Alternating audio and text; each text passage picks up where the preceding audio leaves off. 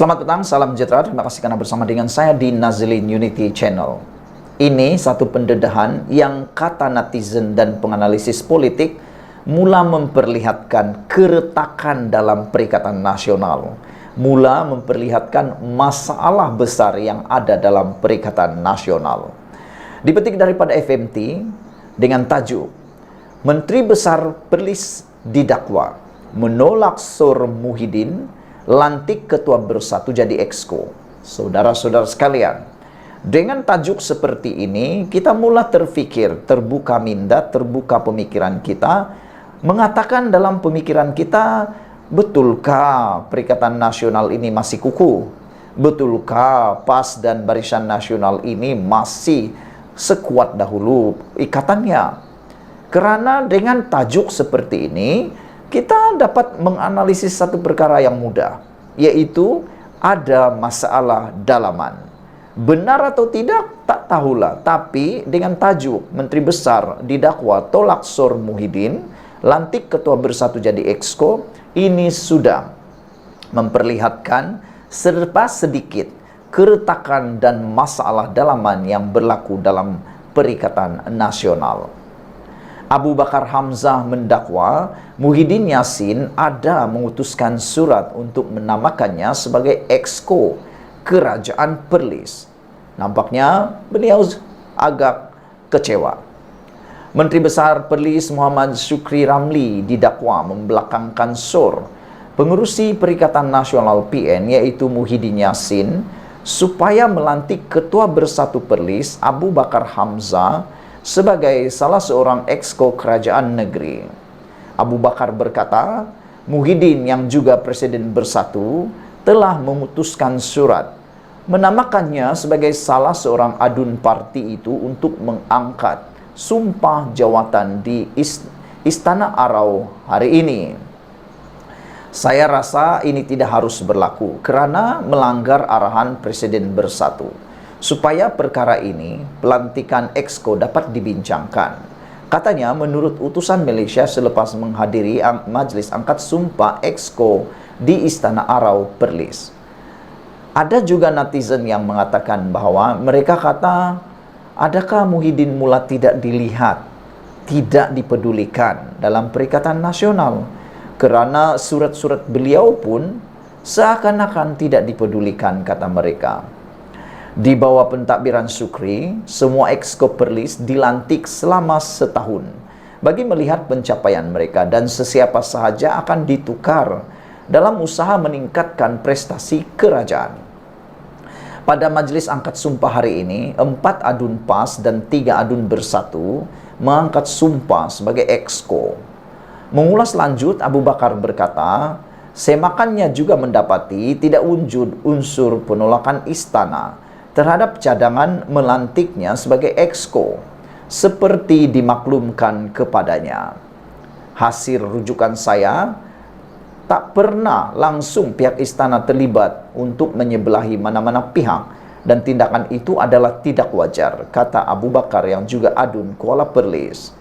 Sementara itu, utusan Malaysia turut melaporkan Syukri enggan melayan kenyataan Abu Bakar dan akan bertemu Muhyiddin untuk membincangkan perkara itu. Adakah Abu Bakar tidak dipilih kerana tidak kompeten atau tidak menunjukkan prestasi yang baik?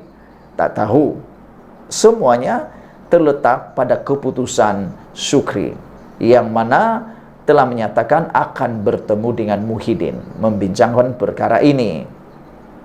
Setakat ini dalam Perikatan Nasional pun semua ahli jawatan kuasa masih lagi boleh kerjasama, khususnya wakil rakyat sedia ada. Cumanya berlaku sedikit kontroversi dengan beberapa pihak, katanya. Abu Hamzah sebelum ini pernah mencetuskan kontroversi apabila mendedahkan berlaku pergolakan dalaman dalam PAS di Perlis, membabitkan isu kefahaman agama, susun atur gerak kerja, dan pentadbiran negeri.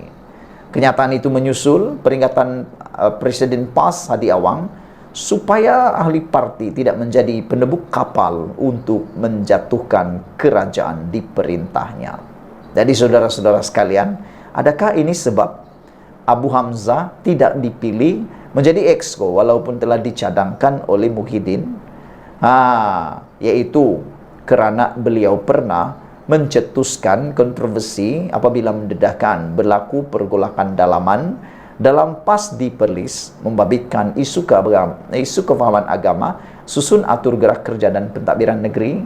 Sekian dulu untuk kali ini. Jangan lupa tinggalkan komen Anda, tekan butang subscribe. Kita jumpa lagi. Bye-bye. Tak tahan lagi, akhirnya pemimpin DAP ini saman 10 juta ringgit kepada pemimpin PAS. Apa cerita? Yang peliknya, banyak kali saman fitnah terhadap pemimpin-pemimpin Perikatan Nasional, khususnya PAS. Banyak kali, walaupun bukan semua, banyak kali mereka kalah dalam saman fitnah. Ada juga yang meminta maaf secara terbuka. Selepas dibawa ke mahkamah, barulah nak minta maaf. Sudah cakap, baru minta maaf. Sudah fitnah, baru minta maaf. Kata netizen, itulah sikap mereka, kata netizen. Tapi yang ini, ia adalah isu yang baru, yang mana Teresa Kok akhirnya tak tahan lagi kerana sudah melebihi masa yang diberikan untuk Siti Mastura menarik balik fitnah, tetapi tidak bertindak apa-apa. Akhirnya Teresa Kok pula menyaman 10 juta ringgit terhadap Siti Mastura. Ini yang dikatakan berani kerana benar, takut kerana salah. Saya pikir mustahil Teresa Kok ini berani menyaman kalau dia tidak mempunyai sebarang fakta yang tepat. Biasanya pemfitnah itu dia berani mengatakannya kerana mungkin dia dengar daripada orang lain atau dia pun ada bukti. Tapi orang yang difitnah itu pun dia berani untuk mengeluarkan saman fitnah kerana dia rasa dia benar dan dia rasa dialah yang tepat. Orang yang tidak membuat saman fitnah boleh kita fikirkan sebagai dah mengaku bahawa itu benar.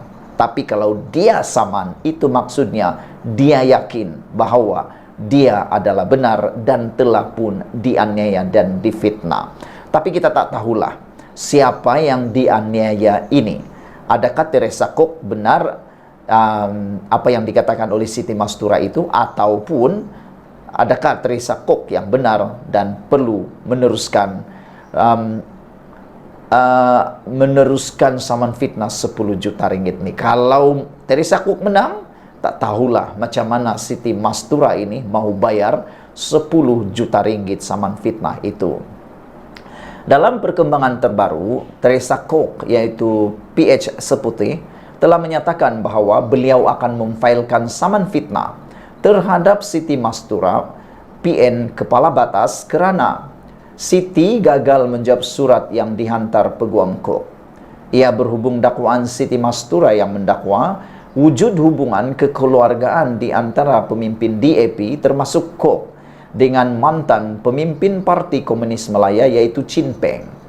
Hingga sekarang saya tidak menerima surat permohonan maaf, maka saya telah mengarahkan Peguam untuk menyaman fitnah terhadapnya, kata Kok dalam sidang media di Parlimen. Surat yang disediakan oleh firma guaman SN Nair and Partners Mahu City menarik balik kata-kata fitnah yang dilemparkan dan memohon maaf secara terbuka tanpa syarat. Kok juga mahu Siti Mastura membayar ganti rugi sebanyak 10 juta ringgit dan jaminan bertulis agar perkara tersebut tidak diulangi. Sebelum ini, Lim Guan Eng juga telah pun mengarahkan peguamnya untuk menyaman Siti Mastura. Jadi saudara-saudara sekalian, kalau Lim Guan Eng telah menyaman, katalah Lim Guan Eng pun saman 10 juta, Teresa Kok pun saman 10 juta, dan ada lagi, kalau saya tak silap, ada 2 orang lagi yang turut mau menyaman Siti Mastura. Kalaulah semua ini menyaman 10 juta dan semua menang, 40 juta nak bayar macam mana? Aduh, itu memang payah, memang teruk. Apalagi kalau sampai dipenjarakan. Harap-harap perkara ini dapat diselesaikan dengan segera. Dan ialah, kita harap tiada lagi perkara berulang seperti ini. Ikuti terus ulasan selepas ini.